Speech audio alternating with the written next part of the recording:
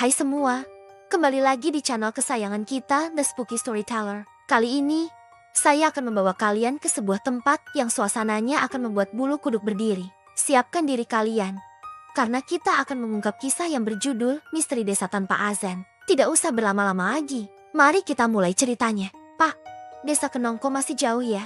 Seorang perempuan muda berusia sekitar 25-an terdengar bersaing dengan deru angkutan desa yang sedang melaju di jalanan desa yang terletak di pegunungan Mentilung. Perempuan itu bernama Wuri Sukmayani. Masih sekitar 1 kilo lagi mbak? Sang kernet menjawab pertanyaannya. Mbaknya mau turun di sana. Seorang ibu-ibu parubaya yang duduk persis di sebelah Wuri bertanya dengan wajah keheranan. Iya bu. Wuri menjawab singkat dengan sedikit senyuman mengulas di bibirnya. Asli orang sana? Si ibu kembali bertanya. Iya, cuma sudah hampir 8 tahun baru mau pulang sekarang. Baru selesai sekolah sambil mondok di kota bu. Ujar Wuri sekaligus menerangkan alasan kenapa baru pulang. Oh, pantas berani hendak masuk desa itu. Si ibu bergumam. Tetapi Wuri mendengarnya. Kenapa bu? Ah, tidak apa-apa. Mbaknya sendirian ke desa Kenongko. Iya pak. Sang kernet kembali bertanya setelah beberapa saat tidak ada percakapan di antara para penumpang angkutan desa. Mbaknya hebat. Mbaknya pasti punya ilmu linui sampai berani ke sana sendirian. Perempuan pula, sang kernet memuji tulus. Mungkin karena melihat penampilan Wuri yang tenang, sopan dan berwibawa. Tampilan luar Wuri yang mengenakan jilbab instan hitam berukuran lebar. Dipadukan atasan tunik berwarna abu-abu tua dan bawahan berupa kulot berwarna hitam menambah kesan percaya diri. Gadis itu tak menyahut ucapan sang kernet. Dia hanya tersenyum kecil. Dalam benaknya merasa heran kenapa orang-orang dalam angkutan desa ini bersikap aneh. Bukannya desa Kenongko yang diingatnya sama saja seperti desa lain di pegunungan Mentilung.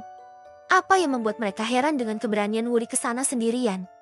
Wuri tak ambil pusing dengan tatapan penumpang angkot lainnya. Dia memilih fokus bersikir. Kiri, kiri.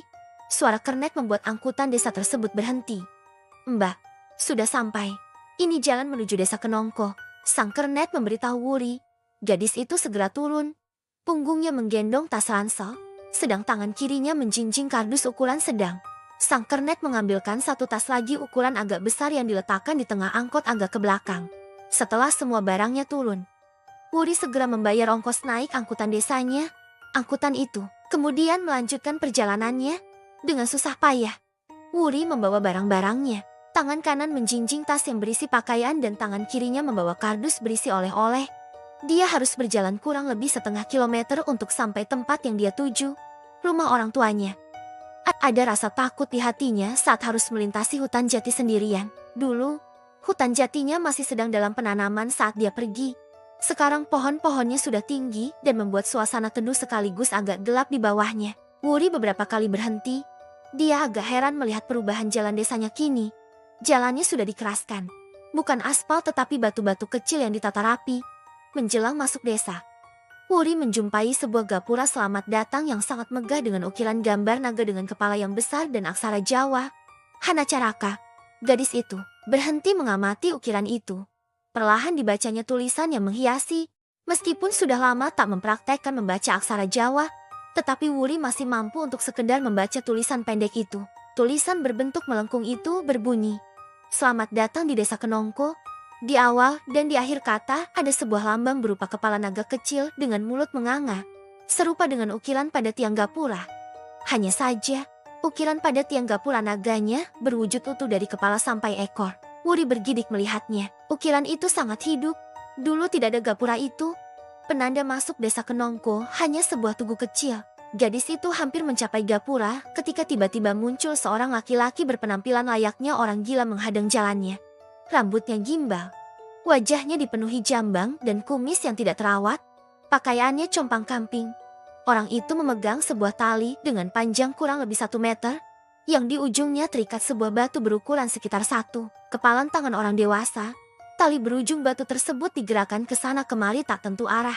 Kalau terkena pastilah sakit. Wuri berhenti. Hatinya takut jika tiba-tiba orang itu menyerangnya. Pandangan gadis itu berkeliling mencari siapapun yang mungkin bisa menolong. Namun, tak ada siapapun di sekitarnya. Maaf, permisi, saya mau lewat. Wuri mencoba berkomunikasi. Orang itu ternyata membalas dengan menatapnya tajam. Saya mau lewat, tolong jangan ganggu saya. Saya mau berkunjung ke desa Kenongko. Wuri memberanikan diri menyampaikan tujuannya datang. Jangan lewat jalan ini. Carilah jalan lain. Tak seorang pun boleh lewat sini, lewat sana. Orang itu ternyata bisa bicara dan menjawab ucapan Wuri dengan suara berat. Tangannya menunjuk ke arah jalan setapak yang membelah hutan jati yang rumputnya sudah tinggi, pertanda jarang dilewati. Nyali Wuri menciut dan memilih menuruti kemauan orang itu dengan masuk desa Kenongko tanpa lewat jalan utama. Sepanjang jalan, pikirannya tak henti memikirkan orang berpenampilan seperti orang gila tadi. Wajahnya seperti tidak asing. Jalan setapak yang dilalui Wuri melintasi rumah orang tuanya di bagian belakang. Sebenarnya lebih dekat, hanya saja kondisi jalan yang jarang dilewati orang membuat jalan setapak tersebut ditumbuhi rumput dengan ketinggian sekitar 30 cm dan menyulitkan gadis itu untuk melangkah. Akhirnya, Wuri sampai juga di halaman belakang rumah orang tuanya. Langkah gadis itu seketika terhenti. Rumah orang tuanya tampak seperti tak berpenghuni. Rumput liar tumbuh di beberapa bagian teras belakang. Wuri meletakkan barang bawaannya, kemudian berkeliling mengitari rumah itu. Kini dia berada di depan rumah. Kondisinya lebih parah, beberapa genteng tampak jatuh di lantai teras. Gadis itu berjalan mendekat dan mencoba mengucap salam. Namun, hasilnya nihil. Tak ada sahutan dari dalam rumah sama sekali. Dia kemudian mengintip lewat jendela. Meskipun ada tirai yang menghalangi, Wuri masih bisa melihat isi rumah melalui celah tirai yang tersibak. Barang-barangnya masih sama seperti 8 tahun silam, hanya saja lantainya sangat kotor dan dindingnya dipenuhi sarang laba-laba. Gadis itu mencoba membuka pintunya, tetapi ternyata terkunci. Akhirnya dia memilih pergi dan kembali ke tempat dia menaruh barang bawaannya. Hatinya berkecamuk dan menyimpan banyak pertanyaan. Kemana bapak dan ibunya? Kenapa rumah kosong dan seperti lama tidak ditinggali? Padahal selama ini hampir tiap bulan dia mengirim surat dari pondok dan selalu dibalas. Lalu siapa yang membalas? Wuri mengangkat barang bawaannya dan berjalan ke arah rumah di samping rumah orang tuanya yang berjarak kurang lebih 100 meter. Rumah itu adalah rumah Pak De dan budenya. Kondisinya berbanding terbalik dengan rumah kedua orang tuanya. Rumah Pak De dan budenya tampak lebih bagus dari terakhir kali Wuri melihatnya. Halamannya luas, sangat bersih dan rapi. Pohon mangga yang dulu sering Wuri panjat, kini sudah besar dan tinggi, membuat suasana teduh dan sejuk. Apalagi di siang hari yang terik seperti sekarang. Gadis itu memasuki teras rumah-rumah besar tersebut dan mengetuk pintunya. Tok, tok, tok. Assalamualaikum Pak De. Bude, Lia. Sebentar, sahut seseorang dari dalam rumah. Terdengar suara langkah kaki menuju pintu. Pintu terbuka, seorang perempuan parubaya muncul dari dalam. Orang itu terbelalak menatap Wuri. Wuri, kamukah itu Nduk? Iya Bude. Ini Wuri. Budenya Wuri yang bernama Sumi itu memeluk Wuri. Sesekali wajahnya menatap Wuri untuk memastikan bahwa penglihatannya tidak salah. Sosok di depannya itu benar-benar Wuri, keponakannya yang sudah sangat lama tidak pulang.